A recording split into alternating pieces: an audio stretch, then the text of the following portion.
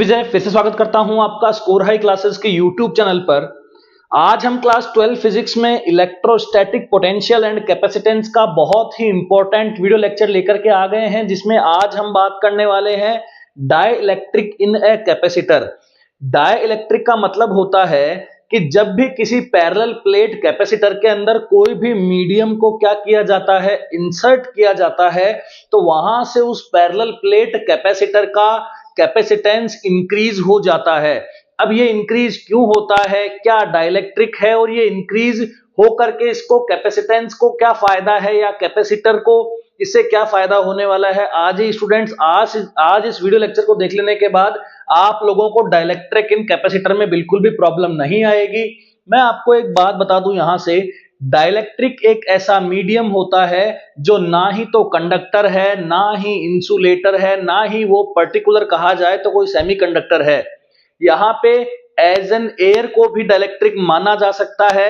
यहाँ पे कोई स्पेशल टाइप के प्लास्टिक या कोई ग्लास को भी डाइइलेक्ट्रिक माना जा सकता है, जो फ्लो ऑफ चार्ज को अलाउ नहीं करते हैं, मतलब वो इलेक्ट्रिसिटी को पास नहीं होने देंगे, लेकिन यहां से वो इलेक्ट्रिक फील्ड को पास होने देंगे, या जो इलेक्ट्रिक फील्ड का डेवलपमेंट है उसको वो प्रोड्यूस करते हैं, उसको वो अलाउ करते हैं। तो आज ये स्टूडेंट, आज हम बात करते हैं डाइइलेक्ट्रिक इन कैपेसिटर। तो सबसे पहले जो हमारे पास मटेरियल रेडी है हम उसी पे बात करेंगे, क्योंकि यहां से आप लोगों को नोट करने में आसानी होगी और वीडियो लेक्चर थोड़ा जल्दी खत्म हो जाएगा। A dielectric is an insulating material placed between the conductive plates of capacitor to increase its capacitance। ये बोल रहा है कि पैरेलल प्लेट कैपेसिटर में प्लेट्स के बीच में एक ऐसा इंसुलेटिंग मीडियम डाला जाएगा, इंसुलेटर नहीं डाला जाएगा लेकिन इंसुलेटिंग मीडियम ऐसा डाला जाएगा जिसकी वजह से यहाँ पे कैपेसिटेंस जो होगा वो उसका क्या कर जाएगा, पैरेलल प्लेट कैपेसिटर का कैपेसिटेंस क्या कर जाएगा, इंक्रीज कर जाएगा। क्या आप लोग कैपेसिटेंस के बारे में समझते हैं? देखो, कैपेसिटेंस का मतलब होता है कि यहां से एक वो कंडक्टर की एक ऐसी प्रॉपर्टी है जिसकी वजह से वो चार्ज को होल्ड रख सकता है। किसकी फॉर्म में? एनर्जी की फॉर्म में। चार्ज को होल्ड रखने की कैपेसिटी ही क्या कहलाती है? कैपेसिटेंस कहलाती है। ठीक है। It do not allow flow of charges, मतलब करंट, ये करंट को अलाउ नहीं करेगा। ये किसको अलाउ नहीं करेगा? करंट को अलाउ यहां से ये नहीं करेगा, लेकिन ये अलाउ किसको करेगा? इलेक्ट्रिक फील्ड के डेवलपमेंट को, इलेक्ट्रिक फील्ड के डेवलपमेंट को ये अलाउ करेगा और करंट को यहां से पास होने नहीं देगा। ठीक है। अब हमें पता है कि पैरेलल प्लेट कैपेसिटर, मैंने पहले भी आप लोगों को वीडियो लेक्चर अपलोड कर रखा है, उसमें आप पैरेलल प्लेट कैपेसिटर जाकर के देख लीजिए, पूरा उसमें समझ में आपको आ जाएगा। तो यहां से जो दो प्लेट्स हैं, एक के ऊपर प्लस क्यू पॉजिटिव चार्ज है और एक के ऊपर माइनस क्यू कैपिटल का पॉजिटिव चार्ज है, नेगेटिव चार्ज है। ठीक है। अब हमें पता है कि जब भी पॉजिटिव चार्ज, बहुत सारे पॉजिटिव चार्ज को बहुत सारे नेगेटिव चार्ज के किसी कुछ डिस्टेंस डी पर अगर रख दिया जाएगा तो यहाँ पे एक इलेक्ट्रिक फील्ड क्या होने लगेगा, जनरेट होने लगेगा। और इलेक्ट्रिक फील्ड की जो डायरेक्शन होती है वो प्लस से क्या होती है? माइनस। तो ई नॉट यहाँ पे वो इलेक्ट्रिक फील्ड है जो बिना डाइइलेक्ट्रिक के यहां आपस में इन दोनों के बीच में जनरेट हो रहा था। क्लियर है? ठीक है, आगे चलते हैं। अब ये बोल रहा है कि हाउ डाइइलेक्ट्रिक अफेक्ट्स कैपेसिटेंस, कैसे डाइइलेक्ट्रिक कैपेसिटेंस को अफेक्ट करता है। पहले मैं आपको थ्योरी समझाऊंगा, उसके बाद में इसका प्रूफ भी दूंगा कि किस प्रकार ये ऐसे काम करता है। ठीक है। तो यहां से ये क्या करता है, डाइइलेक्ट्रिक जो है वो कैपेसिटेंस को कैसे अफेक्ट करता है? सबसे पहले ये क्या करता है, इंक्रीज करता है कैपेसिटेंस को। क्या करता है? ये इंक्रीज करता है कैपेसिटेंस को। क्या आप लोगों को यहां से एक फॉर्मूला याद है जिसे हम कह सकते हैं C is equals to Q by V? क्या हम इसे C is equals to Q by V कह सकते हैं, या Q is equals to C V भी हमने फॉर्मूला पढ़ा है? तो आप देखिए कि C is equals to Q by V formula होता है। क्या होता है? C is equals to Q by V formula होता है। ठीक है। Q क्या होता है? Total charge. V क्या होता है? पोटेंशियल। अगर आप लोगों को कुछ ना किए बगैर C को बढ़ाना है तो आप लोगों को यहां से V को क्या करना होगा? कम। उसी चार्ज को अगर उतना ही रखना है, चार्ज को अगर उतना ही, क्योंकि चार्ज देते जाएंगे तो पोटेंशियल बढ़ता जाएगा, चार्ज स्टोर करवाते जाएंगे उसका पोटेंशियल बढ़ जाएगा, फिर से चार्ज स्टोर करवाएंगे उसका पोटेंशियल बढ़ जाएगा। लेकिन अगर कैपेसिटेंस को बढ़ाना है तो हमें वोल्टेज को क्या करना होगा, कम, मतलब जो डाइलेक्ट्रिक हम डाल रहे हैं वो अगर चाहता है कि कैपेसिटेंस बढ़े पैरेलल प्लेट कैपेसिटर का, तो उसे नो डाउट वोल्टेज को क्या करना होगा, कम। और वोल्टेज को कम करने की कहानी ही मैं आप लोगों को समझा रहा हूं कि जब भी डाइलेक्ट्रिक डाला जाता है तो वो पैरेलल प्लेट्स के बीच में मौजूद वोल्टेज को कैसे कम कर देता है, ताकि कम वोल्टेज पे भी उतना की उतनी ही चार्ज होल्डिंग कैपेसिटी आ जाए। क्लियर है? तो कैसे इंक्रीज कैपेसिटेंस करता है देखते हैं।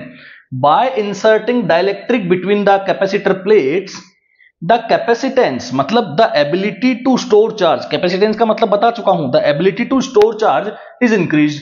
ये बोलता है कि जब भी इंसर्ट करते हैं डाइलेक्ट्रिक, जो कैपेसिटी होती है पैरेलल प्लेट कैपेसिटर की, चार्ज होल्डिंग कैपेसिटी है वो क्या हो जाती है, इंक्रीज हो जाती है। अच्छी बात है, ठीक है। This is because the dielectric reduces the voltage needed. ऐसा क्यों है? क्योंकि डाइलेक्ट्रिक क्या करता है, जितना वोल्टेज नीडेड है उस चार्ज को स्टोर करने में, उस वोल्टेज की क्वांटिटी को क्या कर देता है, कम कर देता है। क्लियर है?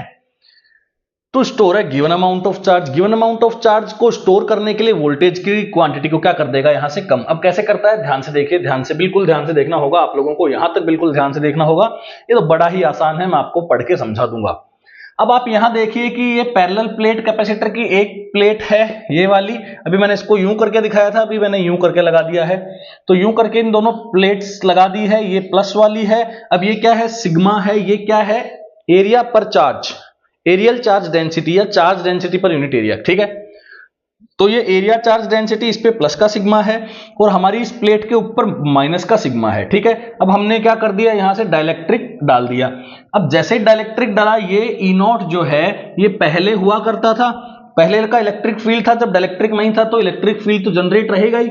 लेकिन जब ये इलेक्ट्रिक फील्ड जनरेट रहेगा, जब इलेक्ट्रिक फील्ड जनरेट रहेगा तो इस डाइलेक्ट्रिक के अंदर मौजूद, इस डाइलेक्ट्रिक के अंदर मौजूद क्या है, ये डाइलेक्ट्रिक, इस डाइलेक्ट्रिक के अंदर मौजूद जो चार्जेस होंगे वो पोलराइज्ड होना शुरू हो जाएंगे, उनका पोलराइजेशन शुरू हो जाएगा। पोलराइजेशन क्यों शुरू होगा, क्योंकि भैया जब इलेक्ट्रिक फील्ड प्लस से माइनस की ओर जाती है तो माइनस के ऊपर इलेक्ट्रिक, माइनस चार्ज के ऊपर इलेक्ट्रिक फील्ड के ऑपोजिट डायरेक्शन में क्या लगता है, फोर्स लगता है। तो यहां पे मौजूद प्लस और माइनस, किसी भी मटेरियल के पास तो दोनों टाइप के चार्जेस मौजूद होते हैं ना, तो उसमें से माइनस क्या करेंगे, इस इलेक्ट्रिक फील्ड की डायरेक्शन से, इस इलेक्ट्रिक फील्ड के डायरेक्शन के ऑपोजिट डायरेक्शन में माइनस क्या होने लगेंगे, सेटल होने लगेंगे, और इसी तरफ उसकी वजह से प्लस वाले इधर सेटल होने लगेंगे। ये डाइलेक्ट्रिक के अंदर की बात चल रही है, डाइलेक्ट्रिक के अंदर की बात चल रही है। इस ई नोट की वजह से, इस ई नोट की वजह से यहां पे एक जो चार्जेस हैं उनका सेटलमेंट होने लग जाएगा, इधर नेगेटिव वाले आने लगेंगे, इधर पॉजिटिव वाले आने लग जाएंगे। क्लियर है? इससे क्या हुआ, इससे ये हुआ कि ये अंदर ही अंदर जो ये पॉजिटिव और नेगेटिव चार्जेस हैं ये एक इंड्यूस्ड इलेक्ट्रिक फील्ड जनरेट करने लगेंगे, एक इंड्यूस्ड इलेक्ट्रिक फील्ड क्या करने लगेंगे, जनरेट करने लगेंगे। अब इलेक्ट्रिक फील्ड तो क्या होती है, वेक्टर क्वांटिटी होती है। तो ये डायरेक्शन अगर हमने क्या ले ली है, पॉजिटिव, तो ये डायरेक्शन क्या लेनी पड़ेगी, नेगेटिव। तो जो इनेट बचेगा, अब जो इनेट बचेगा वो ई नॉट माइनस ई आई होगा कि नहीं होगा। अच्छा, ई आई का क्या मतलब है, इंड्यूस्ड इलेक्ट्रिक फील्ड। क्या मतलब है ई आई का, induced electric field, induced electric field. अब ये इंड्यूस्ड इलेक्ट्रिक फील्ड क्यों है, ये इंड्यूस्ड इलेक्ट्रिक फील्ड क्यों है, क्योंकि यहां से जो प्लस है और जो माइनस है ये एक दूसरे को क्या कर रहे हैं, यहां से एक इलेक्ट्रिक फील्ड पैदा कर रहे हैं। क्या कर रहे हैं, एक इलेक्ट्रिक फील्ड पैदा कर रहे हैं, ठीक है। तो यहां से जो इनेट होगा वो क्या होगा, ई नॉट माइनस ई इंड्यूस्ड। समझ में आ रही है? बहुत इंपॉर्टेंट बात है, बहुत ही इंपॉर्टेंट बात है कि इलेक्ट्रिक फील्ड को यहां से उसने क्या कर दिया है, डाउन कर दिया है। इलेक्ट्रिक फील्ड को क्या कर दिया है, डाउन कर दिया है। अब देखो इनेट जो होगा वो इनोट का कुछ कम गुना हो जाएगा। तो मान लेते हैं कि डाइलेक्ट्रिक अगर के है, किसी भी डाइलेक्ट्रिक का डाइलेक्ट्रिक कांस्टेंट अगर के है, तो जो इनेट बचेगा वो इनोट बाई के आएगा। क्या आएगा, इनोट बाय के, मतलब इनोट से थोड़ा कम हो गया, ठीक है। इनोट इंटू के नहीं, इंटू के आता तो फिर वो बढ़ जाता, मतलब कम हुआ है, मतलब कोई भी डाइलेक्ट्रिक का उसमें क्या लगा होगा, डिवाइड लगा हुआ होगा, ये कम हो गया है, ठीक है। अब ध्यान से देखिए, आप लोग किसी भी पैरेलल प्लेट कैपेसिटर के बीच में, पैरेलल प्लेट्स के बीच में यहां से इलेक्ट्रिक फील्ड का वैल्यू पता कर सकते हैं, क्योंकि डायरेक्ट फॉर्मूला है सिग्मा अपॉन एप्सिलॉन नॉट। क्या है? Sigma upon epsilon not. लेकिन ई आई का क्या होगा? Sigma I upon epsilon not. होगा कि नहीं होगा?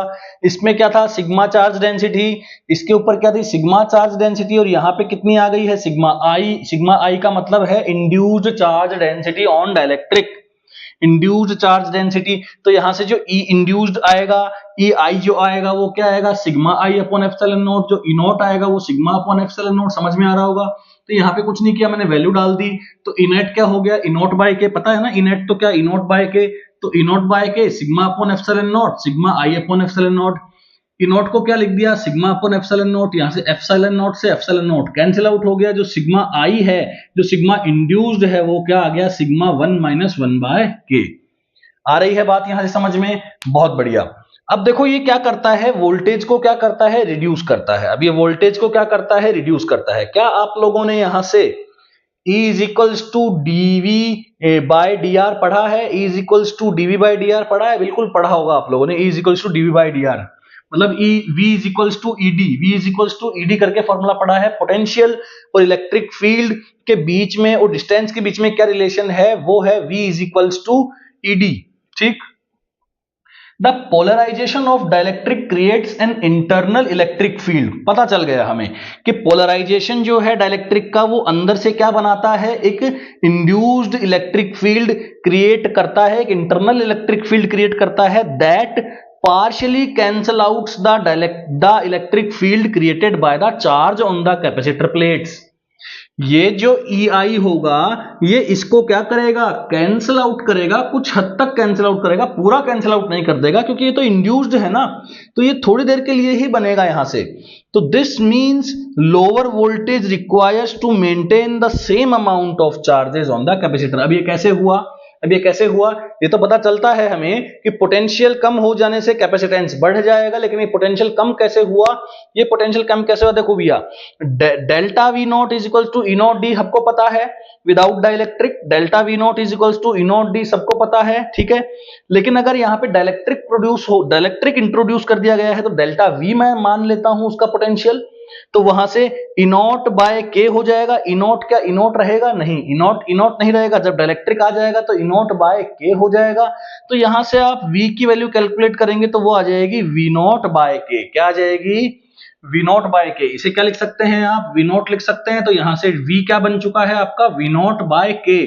तो समझ में आ रहा है कि जो v है वो v नॉट से कम आएगा, k टाइम्स कम आएगा। क्लियर है? जो V आएगा आफ्टर डाइलेक्ट्रिक डाइलेक्ट्रिक डालने के बाद में जो पोटेंशियल था, जो पुराना पोटेंशियल था, वो क्या हो चुका है? कम हो चुका है। K टाइम्स क्या हो चुका है? कम। और इसके K टाइम कम हो जाने की वजह से ही हम जानते हैं कि फॉर्मूला है Q is equal to CV, मतलब C की वैल्यू क्या है? Q by V। C की वैल्यू क्या हो जाएगी? Q by V। लेकिन V तो क्या है? V naught by K. V तो क्या है? V नॉट बाय के। तो V को क्या रख दिया? V नॉट बाय के। K तो उठ के कहां चला गया? ऊपर। और Q बाय V नॉट बन गया। क्या Q बाय V नॉट को, क्या Q बाय V नॉट को C नॉट लिखा जा सकता है? जी बिल्कुल। तो यहां से जो C आया वो C नॉट इंटू K आया। जो C आया वो क्या आया? C not into K। यहां देखिए इंपॉर्टेंट बात है, जो C आया वो क्या आया? C not into K। तो C क्या है? डाइलेक्ट्रिक का, डाइलेक्ट्रिक डालने के बाद में जो पैरेलल प्लेट कैपेसिटर का कैपेसिटेंस है वो है। और यहां जो C नॉट है वो क्या था? जब आपका डाइलेक्ट्रिक नहीं था। तो अब देखिए C नॉट में कितने गुना हो चुका है? K गुना, मतलब K टाइम्स बढ़ चुका है। यही बात हमको क्या करनी थी? प्रूव करनी थी। इसीलिए ही डाइलेक्ट्रिक डाला जाता है। डाइलेक्ट्रिक की वजह एक और ये भी है कि वो प्लेट्स को स्टिक नहीं होने देगा, प्लेट्स को आपस में चिपकने नहीं देगा, जिसकी वजह से जो प्लेट्स हैं वो शॉर्ट सर्किट से बच जाएंगी। और यहां से बहुत सारे इसके फायदे हैं, क्योंकि कैपेसिटेंस को बढ़ा देता है वोल्टेज को कम करते हुए। और वोल्टेज को कम कैसे करता है मैंने आप लोगों को पूरा समझाया है कि यहां से जब भी डाइलेक्ट्रिक डाला जाता है तो वो पुराने वाले इलेक्ट्रिक फील्ड की वजह से एक इंड्यूस्ड इलेक्ट्रिक फील्ड अंदर की ओर बनाने लगता है, जिसकी वजह से जो पुराना वाला इलेक्ट्रिक फील्ड है वो कम होने लगता है। और उसके कम हो जाने की वजह से पोटेंशियल क्या हो जाता है? कम, जिससे कैपेसिटेंस उसका बढ़ जाता है। Thank you so much, keep watching.